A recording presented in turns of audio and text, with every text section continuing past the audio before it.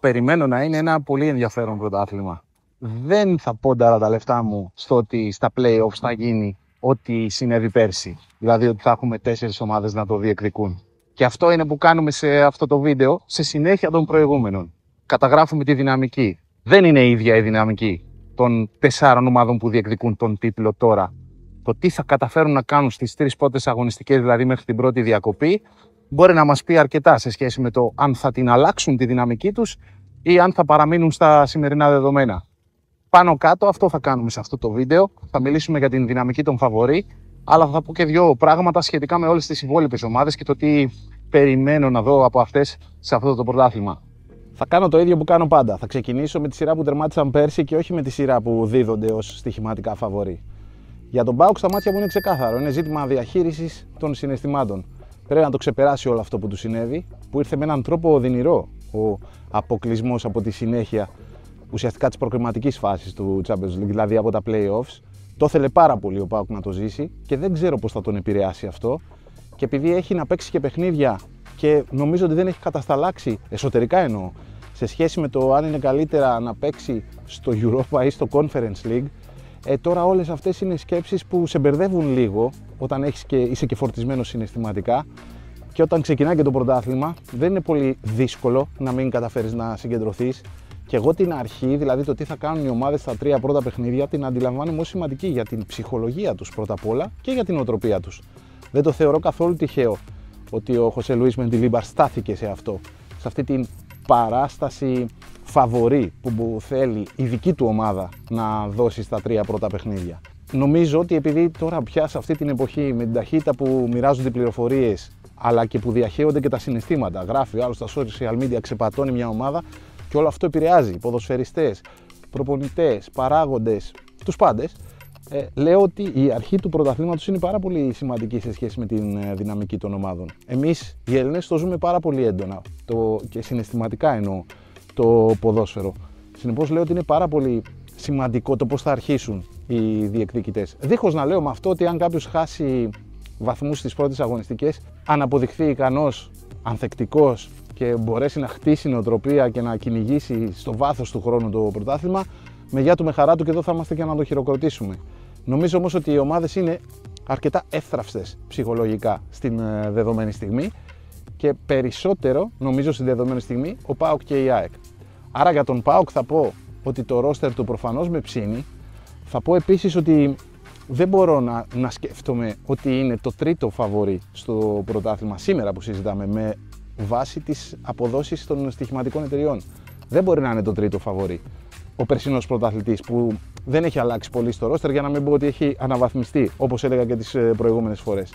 Συνεπώς, εμένα δεν μου μοιάζει 3ο φαβορί, μου μοιάζει ότι είναι το 2ο φαβορί ή και το 1ο, δηλαδή τόσο κοντά σε σχέση με τον Ολυμπιακό, που πάντα λέω ότι σήμερα που συζητάμε, ορθώς για τις στοιχηματικές εταιρείες μοιάζει το μεγαλύτερο φαβορί, δίχως να λέω με αυτό ότι βάζω το χέρι μου στη φωτιά ότι θα το κατακτήσει, έτσι, για να μην τρελαθούμε. Πηγαίνω στην ΑΕΚ που τερμάτισε δεύτερη πέρσι και που είναι και το 2ο φαβορί στη δεδομένη στιγμή με όρους στοιχηματικούς. Μου μοιάζει λογικό που είναι το 2ο φαβορί. Δεν μου έμοιαζε ούτε πριν ούτε τώρα. Μάλλον θα πω πολύ περισσότερο τώρα, μετά από αυτό το σοκ που δέχθηκε με αυτή την αποτυχία του αποκλεισμού από το Conference League. Είναι μια πάρα πολύ, είναι σίγουρα η πιο δύσκολη περίοδος του Ματίας Αλμέιδα. Θα μπορούσα να τη συγκρίνω μόνο με την πρώτη του περίοδο, τους πρώτους του μήνες, μέχρι να πάει να κάνει εκείνο το μάτι στο Αγρίνιο απέναντι στον Πανετολικό και να αρχίσει να πείθει τους πάντες. Μέχρι εκεί ο Αλμέιδα δεν πέρναγε καλά. Βέβαια τώρα νομίζω περνάει ακόμα χειρότερα. Δέχεται πάρα πολύ μεγάλη πίεση από ένα μέρος του κόσμου. Δικαιολογημένη, στο δικό μου κεφάλι όχι. Αλλά μικρή σημασία έχει αυτό. Τώρα δεν προσπαθώ να υπερθεματίσω υπέρ ενός προπονητή ή ενός άλλου, να πω αν λογικά συμβαίνουν όσα συμβαίνουν στο εσωτερικό μιας ομάδας ή όχι. Κοιτάζω πώς ξεκινάνε το πρωτάθλημα, αποτυπώνω την εικόνα τους δηλαδή.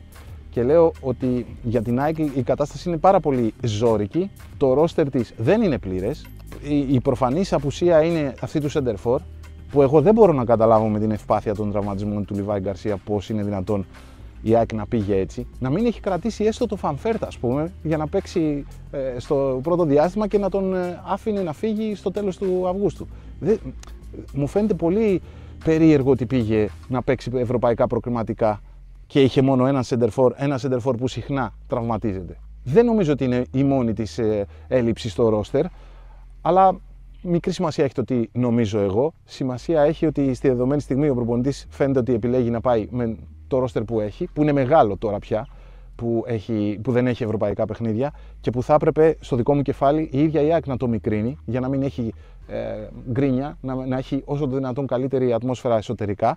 Αυτή είναι όμως μια επιλογή που την κάνει ο προπονητής μέσα από συλλογισμό και μια διαδικασία με τεκμηριωμένα επιχειρήματα για να μπορέσει να πει ότι ορθώς πηγαίνει με τόσους. Θέλω να πω, δεν παίρνει έτσι απλά, κάθεται στον καναπέ του και παίρνει μια απόφαση να πάει με 30 παίχτες. Προφανώς το έχει σκεφτεί. Άρα θα πω ότι αφού νομίζει ότι είναι καλά, καλώς το κάνει και πηγαίνει με τους 30 ποδοσφαιριστές. Είναι πάρα πολύ κρίσιμο στο δικό μου μυαλό το τι θα κάνει η ΑΕΚ στις 3 πρώτες αγωνιστικές για να καταλάβουμε το πού θα πάει στο φετινό πρωτάθλημα. Αν δεν ξεκινήσει καλά, με την ψυχολογία που έχει, η εσωστρέφεια θα χτυπήσει τέρμα και δεν ξέρω πώς θα τη διαχειριστεί. Ένας προπονητής που τα συναισθήματα τα βιώνει πάρα πολύ έντονα. Είτε είναι θετικά, όπως έχουμε δει στην ιστορία, είτε είναι αρνητικά, όπως επίσης έχουμε δει στην ιστορία. Είναι το τρίτο φαβορί. Θα έλεγα ότι είναι τρίτο φαβορί στην περίπτωση που καταφέρει να ηρεμήσει στις 3 πρώτες αγωνιστικές. Γιατί αν δεν ηρεμήσει η ΑΕΚ, μπορεί το πράγμα να γίνει πολύ χειρότερο για εκείνη. Μπορεί να την διαχειριστεί ο ΠΑΟΚ την ζημιά που έπαθε με τον αποκλεισμό? Από τον Λουτσέσκου εξαρτάται. Στο δικό μου μυαλό εξαρτάται από τον Λουτσέσκου. Αν εκείνος ψυχολογικά το έχει, ο ΠΑΟΚ μας έχει δείξει πέρσι τουλάχιστον 2 φορές. Μία μετά πριν από τη ρεβάνση με την Δυνάμο και μία πολύ εμφατικά με όσα έκανε στα play-offs. Μπορεί να τη γυρίζει την κατάσταση. Μπορεί να ανταπεξέρχεται και να ανταποκρίνεται στην πίεση. Άρα, αν ο Λουτσέσκου είναι καλά, πιστεύω ότι ο ΠΑΟΚ μπορεί να το αλλάξει, να το γυρίσει. Μπορεί η ΑΕΚ να το γυρίσει. Και εκεί εξαρτάται σε μεγάλο βαθμό από τον Αλμέιδα. Η δική του ψυχολογική κατάσταση δεν δείχνει πολύ καλή με όσα τράβηξε στα παιχνίδια με την ΟΑ. Άρα δεν μπορώ να βάλω το χέρι μου στη φωτιά ότι εκείνος ο ίδιος, επειδή είναι η πρώτη του φορά που περνάει μια τόσο δύσκολη φάση στην ΑΕΚ, να πω ότι θα καταφέρει να το αλλάξει. Αν δεν τα καταφέρει να το αλλάξει εκείνος ο ίδιος εσωτερικά, επειδή δεν υπάρχει πια ο Μελισσανίδης δίπλα του, η φάση θα γίνει πολύ δύσκολη για εκείνη. Οπότε δεν ξέρω. Πάντως σίγουρα το τι θα κάνουν ο ΠΑΟΚ και η ΑΕΚ στη σεζόν εξαρτάται σε πάρα πολύ μεγάλο βαθμό από την ψυχολογική κατάσταση του προπονητή τους. Η σκέψη μου για τον Ολυμπιακό. Ξεκινάει το πρωτάθλημα με την νοοτροπία ότι θέλει να το πάρει. Ακούς τον προπονητή να μιλά και λέει: συμπληρώνει 100 χρόνια ο σύλλογος, αυτός είναι ο πρώτος στόχος, πρέπει να πάρουμε το πρωτάθλημα. Φυσιολογικά θα πει κανείς όταν συμπληρώνει 100 χρόνια ο Ολυμπιακός και όταν έρχεται μόλις από τη μεγαλύτερη ευρωπαϊκή επιτυχία που θα μπορούσε να έχει μια ελληνική ομάδα στη δεδομένη στιγμή. Κατέκτησε ένα ευρωπαϊκό τρόπαιο.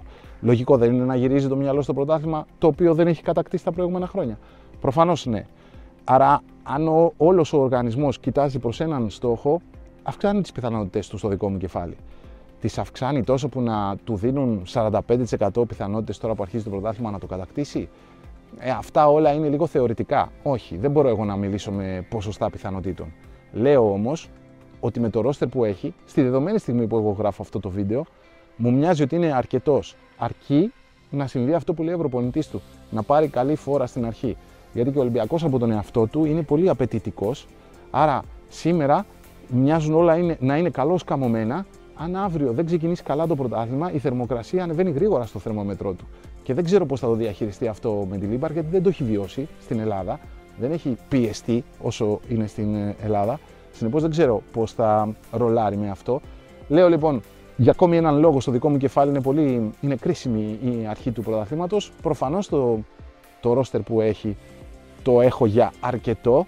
Έχω στο μυαλό μου ότι ακόμη γίνονται, άλλωστε το λέει και ο προπονητής, μέχρι το τέλος του μήνα θα γίνονται πράγματα. Περιμένω λοιπόν να πω και όπως έχουμε πει πολλές φορές, αυτό το βίντεο είναι δυναμικό. Διαρκώς βάζουμε τα νέα δεδομένα και τα κουβεντιάζουμε. Βλέπω πως σας αρέσει, μου αρέσει και εμένα, θα συνεχίσουμε να το κάνουμε. Και πάω στον Παναθηναϊκό, που είναι πολύ ωφελημένος από όλο αυτό που του συνέβη στα ευρωπαϊκά παιχνίδια και ειδικά από αυτό που του συνέβη στο Άμστερνταμ.